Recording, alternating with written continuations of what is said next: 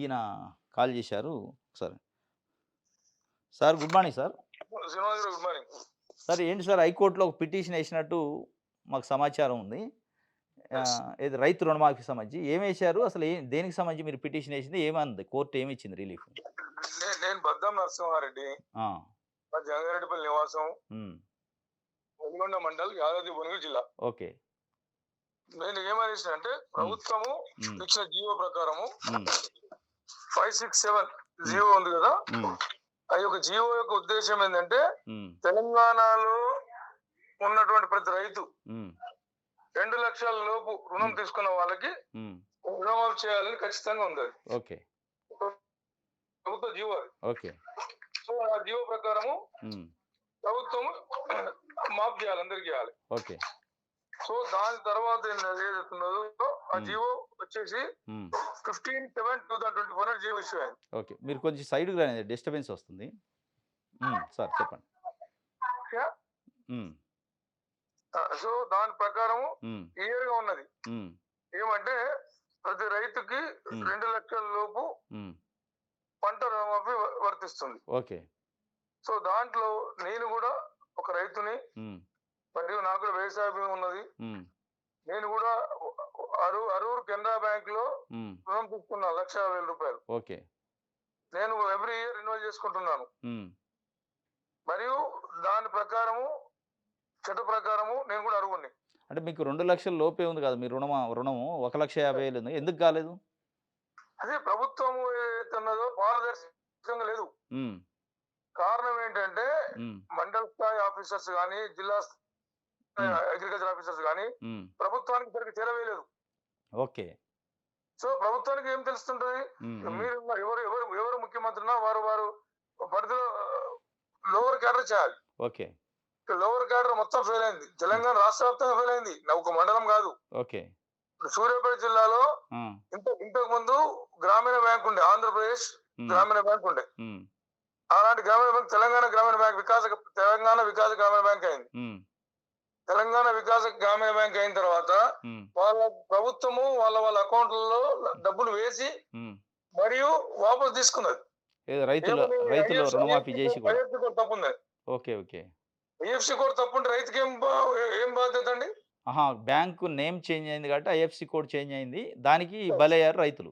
రైతులు అలా నాకు తెలిసిన న్యూస్ ఏంటంటే హ్మ్. సూర్యాపేట జిల్లాలో 2-3 వేల మంది ఉన్నారు. నల్గొండలో ఉన్నారు. హ్మ్. ఈ వికాస బ్యాంక్, గ్రామీణ వికాస బ్యాంక్ ఎక్కడైతే ఉన్నదో హ్మ్. అవన్నీ కూడా వాళ్ళ అకౌంట్ లో పడి మళ్ళీ వాపసు వెళ్ళిపోయినాయట. అచ్చచ్చ! వచ్చిన డబ్బులు ఎనిక్కిపోయినాయి. వెనక్కిపోయాయి. ఓకే. ఒకటి. హ్మ్. రెండోది నా విషయం ఏదైతుందో హ్మ్. ప్రతి ఇంటికి 2 లక్షల లోపు రుణమాఫీ అనేది ప్రభుత్వం యొక్క ఆర్డర్ అది, జీవో. అవును. ఇంట్లో కొంతమంది 2 లక్షలు తీసుకున్నారు, 1,50,000 తీసుకున్నారు. హ్మ్. ఈ విధంగా తీసుకొని ఉన్నారు. హ్మ్. ఒక యూనిట్ గా గవర్నమెంట్ ఒక యూనిట్ గా భావించి ఆ ఇంట్లో ఎంతమంది రుణం తీసుకున్నా కూడా హ్మ్. 2 లక్షలు దాటకూడదు. ఓకే. సో ఆ యొక్క అదొక టార్గెట్ ఉంది గవర్నమెంట్. హ్మ్. సో అందులో నాది కూడా కుటుంబ నిర్ధారణ చేయాలి. హ్మ్. కుటుంబ నిర్ధారణ అంటే మా ఇంట్లో మా భార్య గాని, నా కొడుకు గాని, నా కూతురు గాని, హ్మ్. హ్మ్. హ్మ్. ఒక ఇంట్లో రేషన్ కార్డు ఉన్నటువంటి పరిధి. హుహు. దాంట్లో ముగ్గురున్న ఇద్దరుంటే 2 లక్షలు దాటకూడదు అనేది గవర్నమెంట్ యొక్క జీవో. హ్మ్.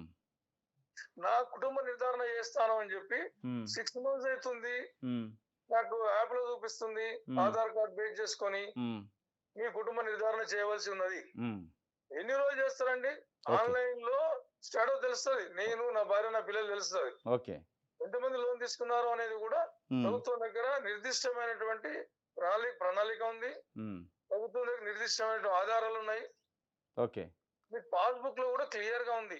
ఇప్పుడు ఇప్పుడు ఏ ఇప్పుడు రైతుకు ఎంత భూమి ఉందనేది. ఇప్పుడు సమస్య ఏంటంటే సార్, రాష్ట్ర వ్యాప్తంగా మీలాంటి రైతులు చాలా మందున్నారు. వేల ఇప్పుడు మంది ఉన్నారు. ఈ పిటిషన్ ఎఫెక్ట్ ఏమన్నా మిగతా రైతులు కూడా బెనిఫిట్ అయిద్దా? ఒకవేళ ఇందులో ఆర్డర్ చాలా వస్తే? మంది రైతులు ముందుకొస్తుర్రు. నాకు ఫోన్‌లు చేస్తున్నారు. హ్మ్. కానీ హ్మ్. వాళ్ళ భయంతో వాళ్ళ గ్రామంలో హ్మ్. వాళ్ళు ఉద్దేశంగా చేస్తలేరు. హుహు. వాళ్ళు లిస్ట్ కూడా ఉంది. సూర్యాపేట నుంచి లిస్ట్ పంపించిర్రు. ఓకే. కొన్ని వందల వేల మంది ఉన్నారు. ఇప్పుడు ఏంటి సార్ దీంట్లో ఏం ఆర్డర్ వచ్చే అవకాశం ఉంది? ఏమంటుంది ప్రభుత్వం? నిన్న బెంచ్ మీదకొచ్చింది కదా! 100% హ్మ్. హైకోర్టు వారు హ్మ్. నిన్న ఆర్గ్యుమెంట్ చేయడం జరిగింది. హ్మ్. నా తరఫున రాజేశ్వరరావు గారు అనే అడ్వకేట్ గారు వేసి ఉన్నారు. హ్మ్. వారి తరఫున సీనియర్ అడ్వకేట్ బుచ్చిబాబు గారు ఆర్గ్యుమెంట్ చేసినారు. హ్మ్. ప్రభుత్వానికి కోర్టుకు తెలియపరిచిండు. ఈ జీవోలో ఈ క్లాజుల ప్రకారం ప్రతి ప్రభుత్వం రైతుకి ప్రభుత్వం ఏమంటుంది? ప్రభుత్వం ఏమంటుంది?